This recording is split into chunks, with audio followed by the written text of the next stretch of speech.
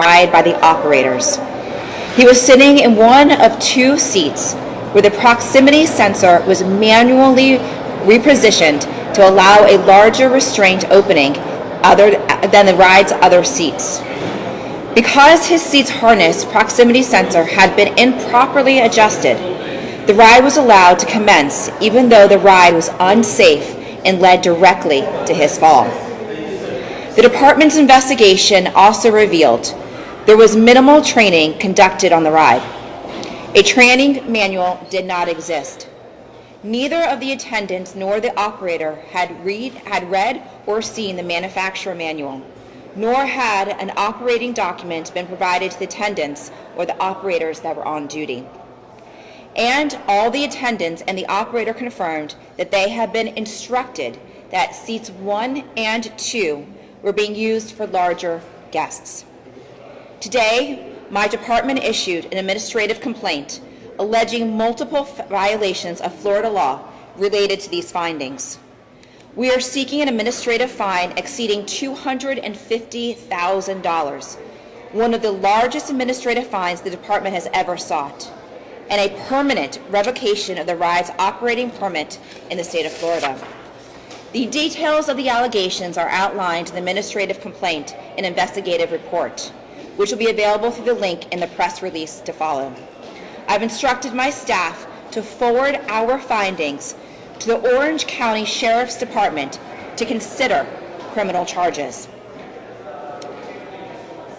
From the beginning, I promised that my office would seek legislative remedies based on our findings. And back in July, we held a press conference on our initial framework for potential legislation.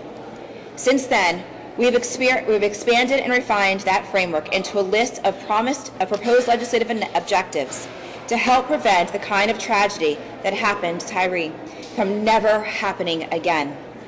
Our goal here is to identify the issues that we believed played a direct part in his death.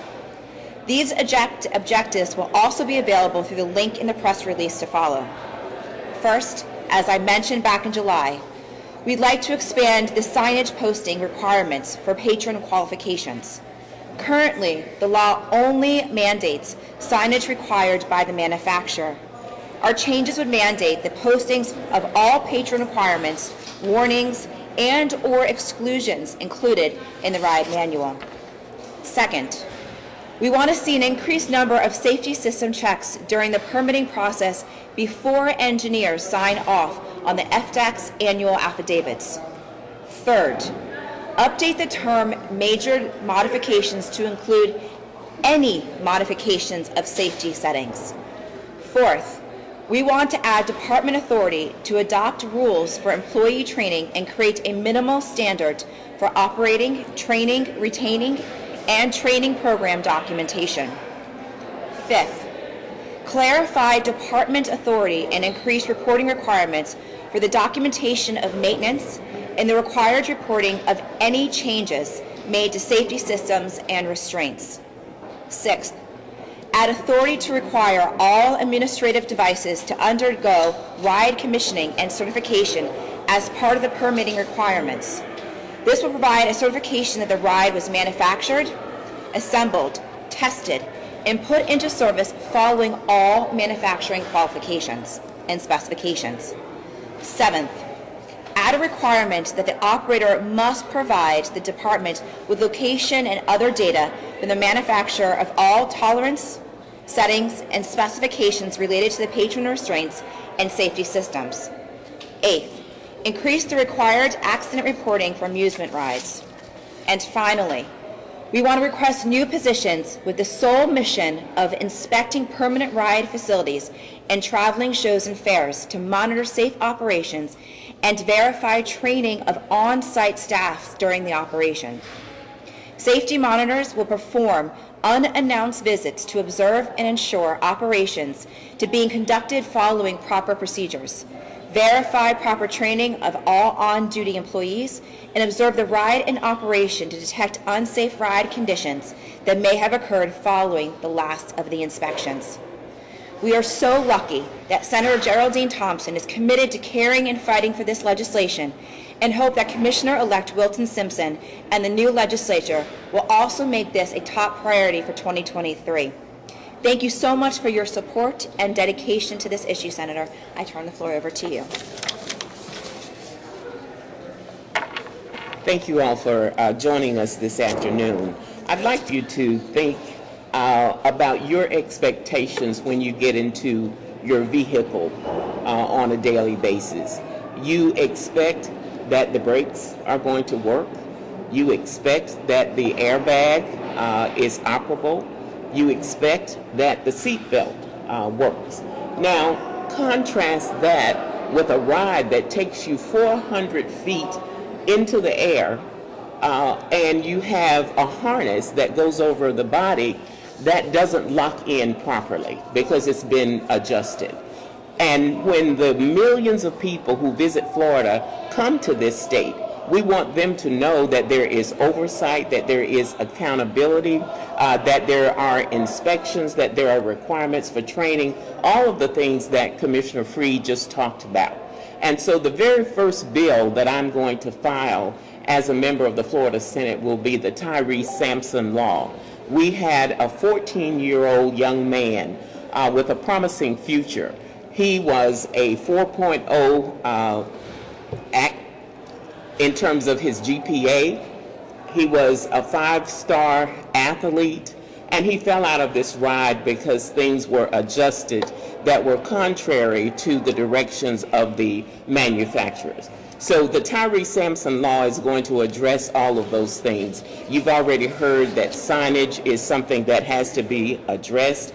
Any modification will trigger another inspection. We'll look at the frequency of inspections and have unannounced visits to these amusement rides to make sure that they are following the laws of the state of Florida. The fine that has been imposed is a very significant fine and will put on notice other people, other entities that operate amusement rides, that there are consequences to not following the laws here in the state of Florida. And so I am committed to filing this legislation, and it is not a partisan issue. That's something I really want to stress. It is a safety issue. It's about the welfare and the safety and the life of people who come to this state, and we know that tourism is the backbone of our economy here in the state of Florida. And we also want to say to the family of Tyre Sampson that if we could, we would undo what happened to their son, but we can't. But what we can do is to make sure that our laws will prevent this from happening to anyone else. And the fact that the bill will be the Tyre Sampson law will mean that his life will not have been in vain, that it will mean that we're now going to have everyone know who he was, what his contributions were, and to recognize those contributions with the Tyre Sampson law. So thank you all for joining us. Thank you so much, Senator. Senator Thompson was right there every step along the way, making sure that exactly this, that a young boy's loss of his life was not going to go in vain, that an investigation was going to be conducted thoroughly, and now, based on what we have gone through, it has been a terrific partnership.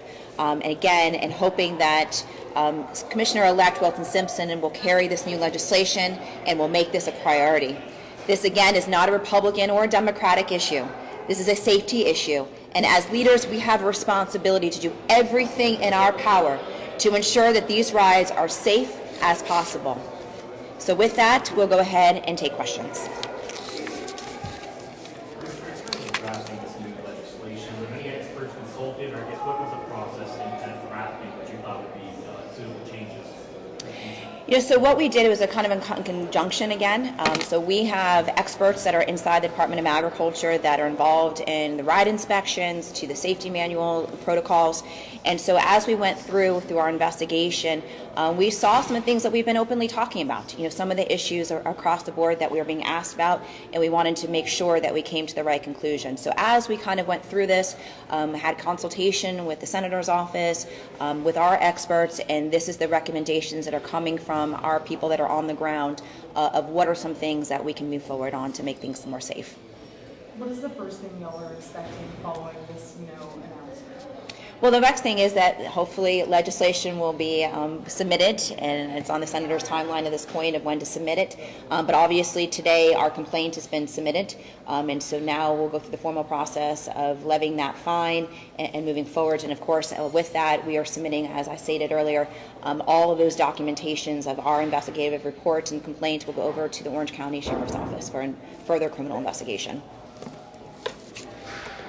We're also expecting that the Freefall ride will be dismantled and removed from the location at Icon Park. Icon Park leases space for the Freefall ride. They don't operate the ride.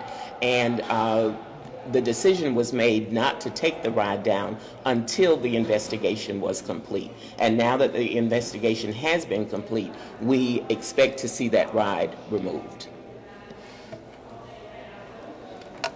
Commissioner, you said you sent the findings to OCSO. Based on what you've seen, do you think it rises to the level of criminal charges? While I am an attorney and was a public defender, it is definitely not going to be within my purview to have the Orange County, what they come out with. There is definitely, there was intent to change the sensors on there. Whether it rises to criminal intent will be up to the discretion of not only the Sheriff's Office, but the ultimate prosecutors of that county if they so choose to bring criminal charges. All right. Well, thank you so much. Thank you. Thank you, Senator.